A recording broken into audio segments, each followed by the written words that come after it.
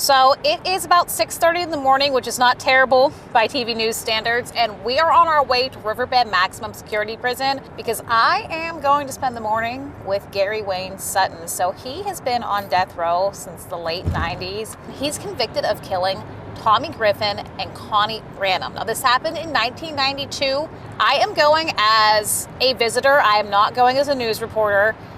The Tennessee Department of Correction wouldn't let us bring in a camera, a recorder, a notebook, a pen. You literally can just bring yourself. I did a story around this time last year about people who are on death row in Tennessee. And Carolyn Miller, she's an advocate for Gary Wayne Sutton. She said that she was with him the night that Tommy Griffin and Connie Branham were killed, and that she's part of his alibi. She sent me a message on Facebook. She emailed the newsroom. I think she called the newsroom, saying that we need to look into his case. And we did. So we are on the way to death row now, which feels crazy just based on the amount of work that it took to get here. Sending in multiple applications, waiting for it to be approved. My photo was the wrong size for one of the applications. But this story is pretty interesting. And I think we should really start from the beginning. Other than the fact that I didn't do this was my best friend that got killed. I think people, that gets lost with people. A Blount County jury sent Gary Wayne Sutton to the electric chair in the late 90s. Tennessee isn't executing anybody right now, but once they start back up, he could be next. Gary tells me he didn't kill his best friend, Tommy Griffin, and he didn't kill Tommy's sister, Connie Branham, either. Heather Cohen, a private investigator from Nashville who's worked numerous high-profile cases, says she's tracked down key witnesses and jurors who don't think there's enough evidence to prove Gary killed anyone. Barbara Gordon was one of the first witnesses that I spoke with. She was a key witness in the case, and one of the first things she said to me was that she had lost sleep because she was not sure that the white truck that she saw that day was James Dillinger's, and she really felt like more or less they put words in her mouth. The clock is ticking for Cohen and for Sutton, along with his loved ones who want Governor Bill Lee to sit down with them, hear them out, and exonerate Gary. The Tennessee Department of Correction wouldn't let me interview him in person, but said I could write him a letter and see if he calls back. Carolyn Miller and Sutton were dating when he got arrested, and they were together the night Tommy went missing. Miller is now leading the charge for Sutton's freedom. We don't know exactly what we can do, what needs to be done. We just know that we need people to listen, we need his story out, and we need to show, we need people to know he is innocent. He did not kill Tommy. Sutton's road to death row started here, along the Little River in Walland. That's where Tommy Griffin's body was found in 1992. The case went through Sevier County, where Sutton was convicted of killing Griffin's sister, and went in front of a Blount County jury, who sentenced him to the electric chair after returning a guilty verdict in Griffin's death. It all happened during a rare Sunday court session in 1996. What I went through, all these years not having any lawyers that really cared enough to get in there and do anything. There are a lot of moving parts in Sutton's case. He tells me that Sevier County's newspaper, the Mountain Press, covered Connie Branham's trial extensively. They did, and the story is told within these pages. Prosecutors built the case on the theory that James Dillinger and Sutton were fighting with Tommy before he died. The case moved ahead with that theory, and they say Connie died when she went looking for her brother.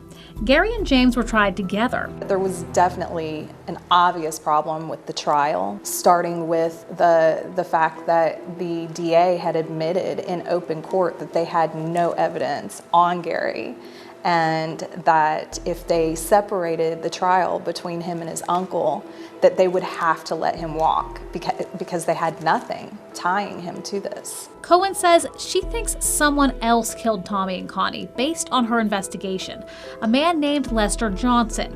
She says Johnson has since died. Cohen says she's not exactly sure how Tommy and Connie were tied to Johnson, but they were to testify in an assault trial where he was a suspect. Connie and Tommy never showed up. Johnson walked. Here's what Johnson's girlfriend said happened next. She ended up giving a statement that said that that day she picked him up from jail and took him and dropped him off in Sevier County. And this is the day that Tommy went missing. And of course, the victims and their family are important here too. Tommy and Connie's mother, Viola Davis, said this about whoever killed her kids in a 1992 interview with 10 News. And I don't know how anybody could be so cruel and live in our community or society out here. Let's see, there's 1, 2, 3, 4 here. Even Tommy and Connie's brother, James Griffin, says someone fired bullets into his car after his siblings were killed. The people would go out and kill anybody and burn them up and shoot anybody in the back of the head. It's sort of dangerous, isn't it? Gary claims he's not bitter, but spending his life in a cinder block cell is a nightmare. Before hanging up, he tells me his story serves as a warning and a reminder. I just like people to know that you can get here by being innocent. We have finally crossed into Central Time, so technically it's 7 a.m., but really it's about 8 a.m. Knoxville time. So after the first story aired, one thing that was missing is that we didn't have any contacts for the victim's family. Well, as soon as our first story aired, they called us at Channel 10, they sent emails, they posted on our Facebook page that they really think that Gary Sutton is responsible, one of the people responsible for their family members' deaths. So I went to Sevier County and spoke to the daughter of Connie Branham. She actually still lives across the street from where Tommy's trailer burned down. And this is what she had to say. Tommy and Connie lived in the Sevier County hauler until the day they died. And Connie's daughter and Tommy's niece, Sandy Branham, still calls it home. Sandy was a teenager when her mom died, and her memories of her alive are fond. The happy times are in these photo books, showing trips out of town and her mom and her dad together. Oh, she was a good person. We went camp. I love to go camping, whether we go hiking. We do things like that. She was a family person. Sandy says her world was rocked when her Uncle Tommy went missing in 1992. And so was her grandmother, Viola Griffin. And here's what she told 10 News when it happened. Connie Branham told Mrs. Griffin she was going out to look for her brother. She told her mother she feared something was wrong. That morning, I was so upset over everything. My granny was going to go with her. Thank the Lord she didn't. She called and told us that she had to go look for him, that she just felt like something was wrong. Hidden in Sevier County, the Martin Justice Cemetery holds the memories of the Griffin family. Connie and Tommy, they're both buried here, and their tombstones tell a story of both love and tragedy. Just steps away is the grave of their mother, Viola Griffin. She died 2 years after they were killed and before anyone could be tried in Tommy's death. Veteran newspaper reporter Jamie Satterfield covered the story from the start. Connie Branham's mother, and of course Tommy's mother, she was beside herself because now 2 of her children are missing. Viola Griffin told 10 News about the relationship between Tommy and Connie in 1992. The hardest part. It was awful hard to give up Tommy because in '86, I believe it was, why he had a car wreck and he's in the hospital for 2 years. His sister stayed right by his side, the one that's gone. I've spoken to the man on death row for the killings twice on the phone from prison. Both times, he insists he didn't kill anyone. He was more like a brother to me than just a friend. I mean, we were just really close. Never had a horse word between us. Sandy says she's convinced Gary did it and that he should never leave prison. Even though it's been 30-some years, it's still hard, to deal with it. And to me, I would just wish they did life without parole, so we don't have to sit in here and go through this every so often. But, back then we wanted the death sentence for them because of what they done. And now it's just, we still have to live it. It's not real clear what the motive was in the killing of Tommy Griffin. There was an allegation that Mr. Dellinger and Mr. Sutton were angry at him, maybe thought he had snitched on them. But the more egregious motive was with Connie, because Connie had no role in this thing, had done nothing to Mr. Dellinger and Mr. Sutton. She was simply trying to find her brother, and she was killed to prevent her from doing that, from finding out where her brother was and who hurt him. James Dellinger, seen here trying to punch a newspaper photographer during the trials, had ties to the Griffin family. Mr. Dellinger was known, had a reputation as being a fairly calm guy, except when he got drunk. And they were drunk when they left the bar. You could be sitting here right now, like talking to me and you, and be just perfectly fine with one another, and then next thing you know, James might go over and use the bathroom, come back right back behind you and kill you. That's just the type of person he was. Him and Gary both, I reckon. Gary says he's innocent, but here's what he told me when I asked about his uncle. Do you know where your uncle was the night that Tommy died? I mean, do you think that he had anything to do with this? Do you think he was also convicted wrongly? Well, I don't know. You know, I don't think he had anything against Tommy or Connie as far as that went. I mean, I'm not sure really, to be honest with you, what the problem was. The older brother, which his name is James Griffin, him and my uncle's having problems for some reason, and that's the reason they was saying, well, this is probably what happened here, you know. In this case here, probably, you know, he done something to the sister and brother because he was into it with the other brother. But I don't even know what they were into it over it. Beyond the killing itself is the suffering that happens on the part of the family, because they have somebody they love who is just snatched from them. They have to sit in the same room with the person they believe has killed their loved one and show no reaction. I have a letter that Gary would like me for me to address to everyone.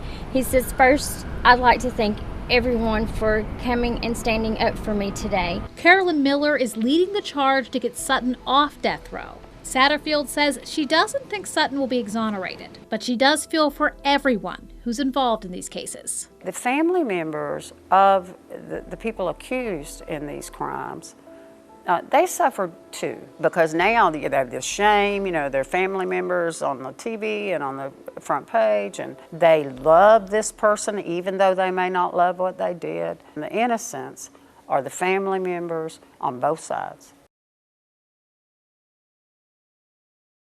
So Heather Cohen, she's the private investigator in this case. She says she found an alternate suspect, Lester Johnson, but she also said that she had issues with the medical examiner in this case and issues with the evidence that was found in this case as well. So here's a different perspective on this. Gary Sutton, along with his uncle James Dellinger, was sent to death row in Blount County in 1996. News reports about the case set this scene. Tommy, Gary, and James all went to a Blount County bar in February 1992. Everyone got drunk. Tommy got arrested, and James and Gary went to bail him out of the Blount County jail. Tommy wasn't seen alive again. His sister went looking for him, and she ended up dead too. Well-known Tennessee private investigator Heather Cohen's taken on Gary's case for exoneration. She says he has an alibi, and she has some problems with evidence in this case. Cohen tells me that she's talked to a witness in this case who says she's not actually sure she saw this white truck around the time Tommy Griffin went missing. This was a key piece of testimony in the trial. She says the medical examiner who testified about when Tommy Griffin died lost his medical license and credibility later on. And the placing of two shotgun shells laying side by side in a crime scene photo is impossible. And they have this other photo where they went back after they had done their search of James Dillinger's trailer, coincidentally enough. Then all of a sudden there's these spent shotgun shells that match shotgun shells from James Dillinger's. And they weren't there before, and then they were there, and they're laying perfectly side by side. Cohen's investigation has the attention of a Tennessee lawmaker whose district is 300 miles away from East Tennessee. Senator Paige Wally says he's contacted Governor Lee about the case after talking to Cohen. If we are going to have a death penalty and we're going to actually put someone to death, we damn well better be certain the verdict was just. Sandy Branham is the daughter of Connie Branham and the niece of Tommy Griffin. She tells me she thinks the investigators got everything in this case exactly right. And I'm sorry that he's in there. He's in there where he's at, but he needs to be there. He needs to admit his wrongdoings, because he's going to go to hell if he don't. I think James did. He's in hell because he never would. So it's about 9 a.m. Central Time. We are less than 2 miles from Riverbend Maximum Security Prison. I've been to jail before to visit people and speak with people. I have not been to prison.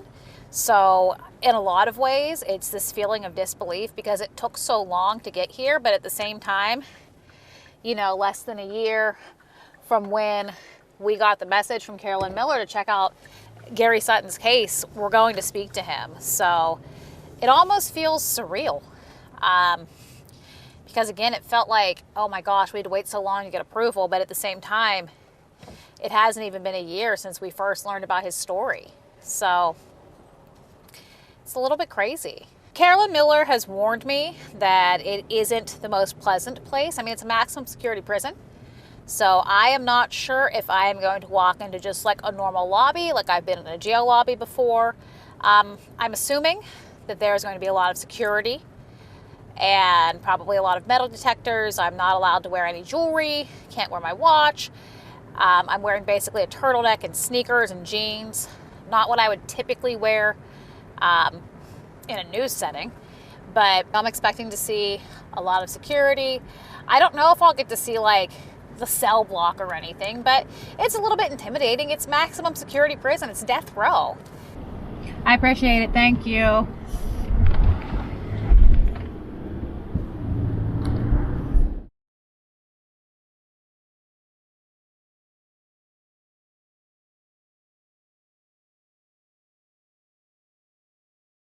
Gary Sutton came out and he was wearing a baseball cap, a white t-shirt.